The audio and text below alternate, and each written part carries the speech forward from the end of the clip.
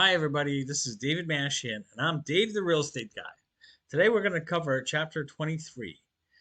We're going to talk about prospecting to get a proposal. So, this is about making time to cold call, or it's cold calling time, right?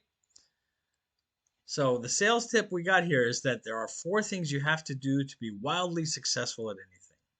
This is Jordan Belfort, the Wolf of Wall Street's Life Tips, okay? The movie that's kind of way out there, right? First, you got to have a vision, right? You got a vision of your success. The second is you want to manage your state. If you're, let's say, maybe getting depressed or, you're kind of not feeling too good, you want to be aware of your state of mind, okay? So you got your vision, you want to manage your state, okay? So you're in charge, right? And eliminate limiting beliefs, right? So that kind of thing is like nobody's gonna meet or whatever kind of depressing things that you want that we self-talk, you know, eliminate that. Basically, you watch it and you let it go. You don't need to engage in it. Just let it go. It's a passing thought. Let it go, right? And next is you want to adopt the right strategy. And a lot of this right strategy is what we've been talking about this whole time. In fact, it's pretty much all we've been talking about. It's the right strategy. Now, another sales tip comes from Rick Caruso. Now, Rick Caruso is a very successful real estate developer in Los Angeles. He's built many amazing shopping centers and many great projects, and he's a guy I respect greatly. And he put these mottos in his office. He says 2 things you got to do is relentless follow up, and you have to have a sense of urgency. This is how you build business. You got to keep following up. A lot of business, like what we just talked about at trade shows or any connection, even phone calls, is all about the follow up. It's not right there that the business is going to be happening. It's like you got to keep following up to make it happen. You know, things come up, distractions come up, life happens, but you got to keep following up. And that's where the business happens, is in the relentless follow up. And the relentless follow up comes in the sense of urgency. If it's not urgent, then it's not going to be happening. So you have to instill that sense of urgency. You got to make it happen. It's urgent because it's urgent for you, if for no other reason. It's urgent for you. It's your business you're growing. You want to grow your business. It's urgent. So make it happen. Another sales tip is clean, clean, clean. Okay? Clean your desk, clean your car, clean your home. We talked about this a little bit before, but I can't overstate this. Working in a clean environment will make you more efficient at work, right? It will give you clarity of mind to make better decisions. It will enhance your attention and awareness. It will improve the enjoyment of your quality of life.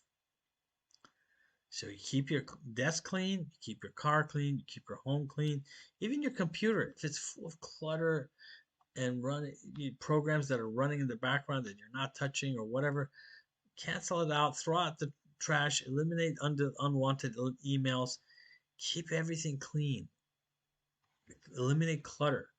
And I'm also talking about real clean, like with a cleanser, soap, and water, right? Rag. Keep the place clean. Go take your car to a car wash. Get a vacuum. Clean your home. Vacuum the house and wash your dishes or clean the windows, etc. Everything got to be clean because when you are in that state, you're going to be in your optimal state, and that's where you're going to have your greatest success. If nothing else, that's where you're going to have an enjoyable life, having a clean environment to live in. And of course, we talked about this before. The sales tip is to smile, right? Why do we smile, right? It's reminding me to smile, right? You'll be friendlier, right? We want to be with others who are smiling, right? Aren't you going to be naturally attracted to people who are smiling rather than not, right? Smiling is contagious. Others will smile because you are. You don't even have to have a reason to smile. If I'm smiling, you're going to smile too. And it doesn't even have to have a reason, right? You try it out. Just smile for no reason. and we'll walk around. People may look at you weird, but they'll smile. It's contagious. It's a good energy to pass around, right? You'll be more attractive. You'll look good and be confident. People will want to be around that. You'll be more happy.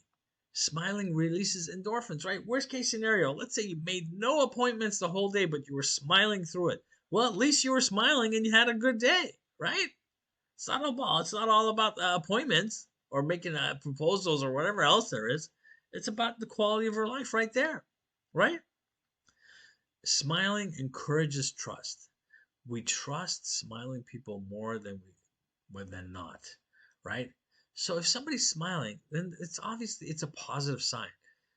If somebody's not smiling, then you kind of like you're not quite so trusting, right? We're all that way. So if you want to engender trust in you from your clients, smiling really does it. And smiling produces empathy from others as well. People will be lenient. Sometimes you can make a mistake and you can smile through it, right? We're all humans. We all make mistakes. And you'll be surprised how forgiving people are if you smile through it, right? And smiling earns success. People want to work with you, right? Would you rather be around somebody who's smiling or somebody who's grumpy? It's easy. You want to be around somebody who's happy and smiling. Okay, and you will enjoy what you're doing. Bring enjoyment to anything. Now, that's the bottom line. Whatever you're doing, whether it's real estate or not, you can enjoy what you're doing. You could be cleaning your car, right? Could be writing a letter. You can be mowing the lawn. If you're smiling, you're going to enjoy it. So that's a huge one. That's a life lesson. It's not just about real estate. Smiling part two, and we talked about this too. Have a mirror at your desk to make sure you're smiling when you're on the phone with people, right? It's important to remember to smile. Sometimes we forget, we get lost in our heads and we get on a track and we forget to smile. If you're smiling, it's going to make things a lot easier. Now, being present is super important, right? It's easier to make decisions and have a better life and make better decisions by being present than being checked out, right? That's a simple one, right? If you're checked out, you're not there. You're not making good decisions because you're checked out, right? So if you're in a meeting or on phone calls, be entirely present. You will be aware of many things. What is not being said? What appropriate questions to ask? What's the next natural step in your discussion, right? So when you're talking to somebody, whether it's in person or on the phone, be present. What do I mean by not being present? You're talking to them and you're checking emails. You're on some kind of social media or you're browsing the internet. Whatever you're doing, it's not being present, right? Or you're washing your dishes. It could be anything. So you got to be present. That's where the magic happens, is when you're listening to the nuances of what's not being said, what's appropriate question to ask, what's the next natural step in your discussion. All of these things I'm talking about is because I have personally made these mistakes, and that's why I put them in here. It's not like I'm a magic wonder here that I knew all this stuff going in. I made a lot of mistakes and I learned from them. So be present. Be entirely present when you're there. Another sales tip is when you ask a question, stay silent to hear the answer. A lot of times we want to interject. We want to hear. We want to hear ourselves talk, actually. We're not asking a question because we want to hear them say something. It's because we want to hear ourselves say something. The magic is in hearing somebody else what they say.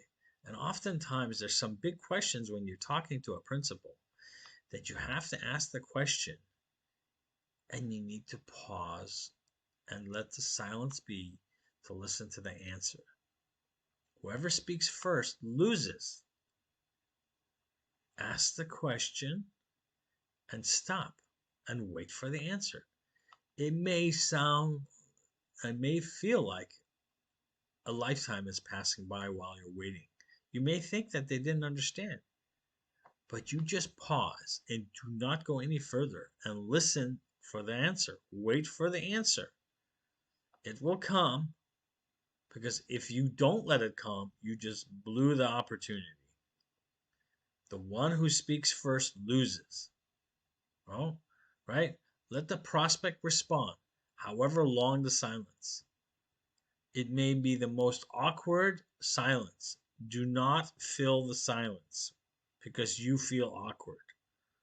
Remember, whoever speaks first loses. Make sure you know that, because there's going to be times where you ask a question that you need to know the answer to, and you have to allow the time for the answer to come. Because sometimes these people who are you talking to have not ever pondered the questions. Believe it or not, they've never pondered serious questions. That's the end. All right, we're on to chapter 24. I'll talk to you later.